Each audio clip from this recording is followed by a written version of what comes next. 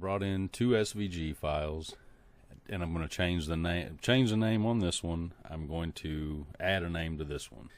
With both of these designs were examples of ones people wanted to modify, so I'm going to make a quick video on how to do that. Now, I imported these 2 SVG files, and the reason I specified that I imported them is when you import an SVG file, it will usually come in as a group instead of a path.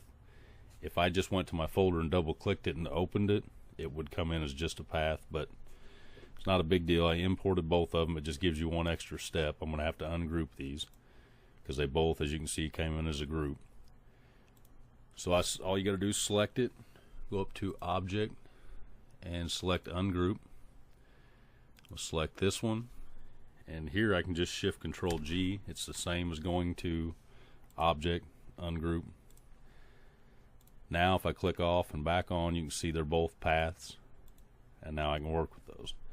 Now over here to the right, I'm going to scroll over here. I also imported a DXF because I continue to see people doing this. This is a huge mistake. They import it and then they post a picture. What's going on here? Why does it look like this?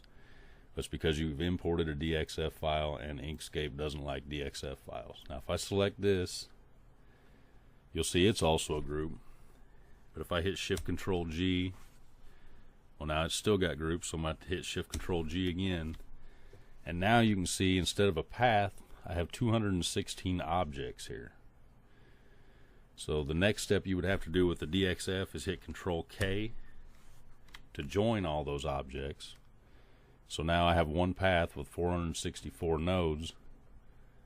Now if I go over to the fill and stroke, the reason it looks like this is because when you import a DXF, generally the stroke width will be huge. So I can come over here and select stroke style, set it on inches. I'll put it at 10 thousandths. That's normally Inkscape's default stroke width. And there you can see now I have a path. I can see it and I could edit it. Problem is I brought in a DXF, like I said, so if I select Node Editor and you look here, you'll see little grayed out nodes everywhere and then bigger nodes. These little grayed out nodes are broken paths where it joined that 200 and some separate objects. So now you're going to have to go through, select them all, come up here and hit Join Selected Nodes. That joins most of them. Then you're probably going to find, working with a DXF, if I zoom in here, you're probably going to find a few stray nodes here and there that it didn't actually join. You're going to have to join those manually. Anyway, that's kind of getting a little off topic, but I just wanted to show. I've seen that here a lot lately where people import a DXF file and don't know why it looks funny and what to do with it. Basically, if you're working in Inkscape and you have an SVG file, do not use a DXF. Inkscape doesn't like DXF, so let's just delete it out of our life. Now we'll go back over here. I've got the 2 paths I brought in. I already ungrouped them that you've seen earlier. And then I typed out 2 texts. They're still text. So I want to add this Bob's over here to this garage arrow. Now the first thing I need to do is get rid of Dad's. So I can go to Node Editor. 2 ways to do that. I can go to Node Editor. On this design it would be really simple just to select those nodes, hit backspace on the keyboard. Now they're gone. Easy peasy. Throw your name in there, you're done. Control Z to go back. Another way you could do it, if you wanted to, you could, it's easier on this method if you turn the stroke on and the fill off. That way you can see each path. And I hit Shift Control K. That'll break that design apart. You could also do that by going to Path, Break Apart. It's the same either way. It just, one's a keyboard shortcut and one's a drop down menu. But now I've broken that apart. If I hold Shift, I can click on each part of that name and it unselects them. So now I've unselected that entire name and I hit Control K. That will join that path back together, and then I can select the word there and delete it. Like I say, either way accomplishes the same goal. On some designs and in some situations, it's easier to break it apart and delete the pieces. On a design like this, it's easier just to delete the nodes, so that's probably the way I would do it. Either way, now I'll select this again. I'm going to turn the stroke back off and the fill back on. I prefer to work in fill whenever possible. Now I've got my text here. I'm going to change the color so I can see what's going on with it. Now this is still a text. I'm going to need to go to my text tools. I go to this drop down. I'm going to want this to drop down vertically, and then I can come over here and change that orientation to the way I want it. So now I've got Bob's, I've got it vertical. The next thing I need to do is make that a path. So I'm going to hit Shift Control Plus on the keyboard. And that has, now if I click off and back on it, I have a group of 4 objects. Now I'll need to Shift Control G to ungroup that. And before I join those together, when you make a path or a text vertical, it lines them up in the center but not really perfectly. So I'll normally go to Align and Distribute and center those on the vertical axis. If you look real close there, you can see those move because they weren't perfectly centered. Now they're centered up. The other thing you could do is adjust the spacing between them. Right here, making the vertical gaps equal. Doesn't look like it really changed anything, but you can hit that just for a double check. Now I will union those together so I have one path. Shift Control Plus, or you can go to Path, Union. Now my text is converted to a path, it's vertical, it's ready to go. Now I'm going to want to center this font on this vertical part of the arrow. I don't want to center it on the whole design, or it would be over in here somewhere. So a trick I do on something like that, on this, I've got reference points here I can use. So I'll take my rectangle tool and I'll select this inside corner here, and I've got my snapping on. I'll click here and I'll drag down and I'll end it there. So now my rectangle is perfectly centered between these 2 bars. Now if I select Bob's and then hold Shift and select my rectangle, and that's because up here I have, on my Align and Distribute, I always use the last selected. So I selected the text first and then the rectangle. Now I hit center, and as you've seen there, the text centered up with the rectangle. Now I can delete the rectangle, I no longer need it. So now I have my arrow and I have my text, it's a path. I drag a box around, select them both, Shift Control minus. That'll difference that font out of the path. That's all one path now. Or hit Control Z.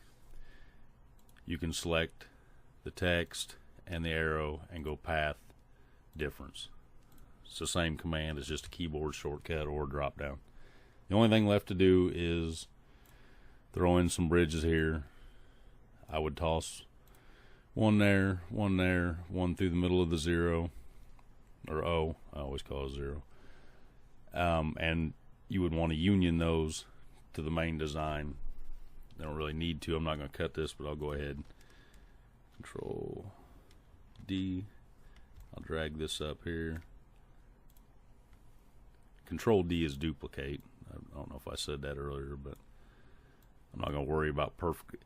If I were doing these, I would want to perfectly center this bar here on the 0 or the O. I keep saying 0. But this is just for an example, so I'm not going to stress over that. Now I must Control D again. Bring this bridge up here. I'm going to shorten it up just a hair. I will let it snap to the top of the B there, and this one snap there. Once you got your bridges where you want them, select them, Shift Control Plus. Now it's one path. Select the arrow, Shift Control Plus. There we go. It's bridged. It's ready to cut. I mean, short of doing some cleanup on some nodes, that design would be ready. Okay, now the other one was somebody wanting to add just a text to a design like this. So I'm going to change the color, see what we're doing here. Okay, this text is going to be a little big for that space, so I would hold Control, grab this arrow here and just bring it in a little where it's closer to the actual size of the banner. You want it to be a little bigger because you're going to want it to overlap to union it. Okay, now I don't want to convert this to a path yet because I want to curve this to the contour of this banner. So a trick I would do there, select our design here and hit Control D. That's going to duplicate it. Now on this, I'm going to turn the fill off, turn the stroke on, and then I'm going to change the stroke to a green, a really bright green where I can see it. It contrasts really well on that black. So now I'm going to want to break this path because I don't need that whole thing. So I'm going to drop, I'm in my node editor now. I'm going to double click here, come over here and double click, roughly the same spot. Now I got this selected, hold shift and select this node and go to this right here on your menu, break path at selected nodes, and click that. That broke the path there and broke the path there.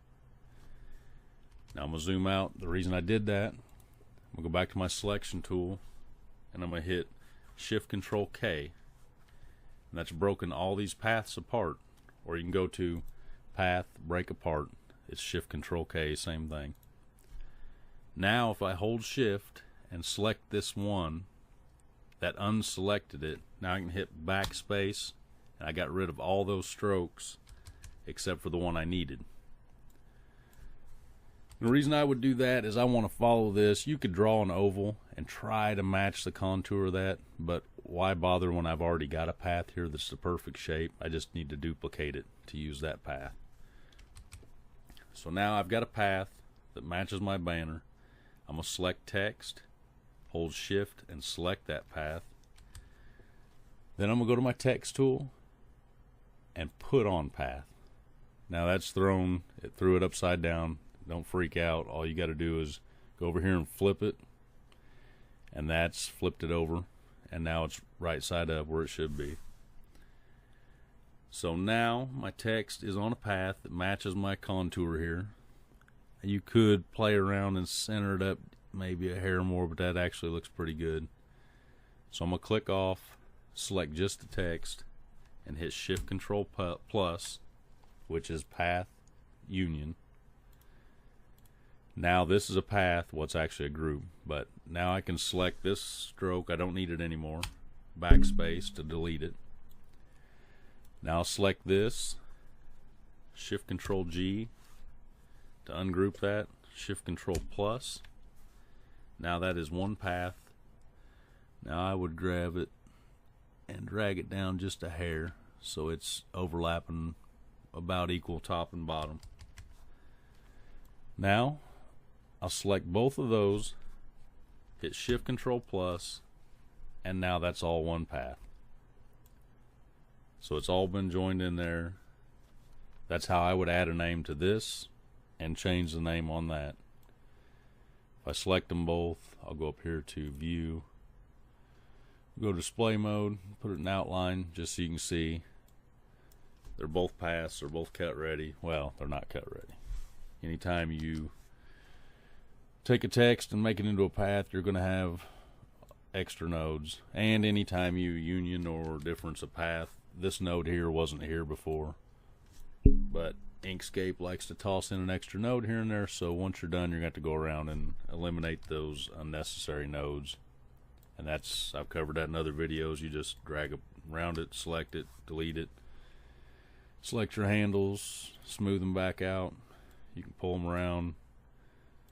No big deal. There's nothing to freak out about if you screw up. Control Z and go back. So you're going to want to go around this design now, selecting nodes, deleting those nodes, and then, you know, once you've got them down to the amount of nodes you want, say like on this O, and select them, smooth them.